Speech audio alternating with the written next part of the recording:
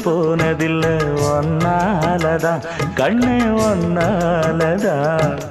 யார் பேச்சு கேட்டாலும் என் காதில் கேட்பதெல்லாம் உன் பேருதான் நெத்தான் உன் பேருதான் இத்தனை நினப்பு என் மேல இருந்தும் எட்டி போகலாமோ கட்டுப்பாடு இருந்தும் கட்டிக்கு முன்னே ஒட்டிக்கொள்ளலாமோ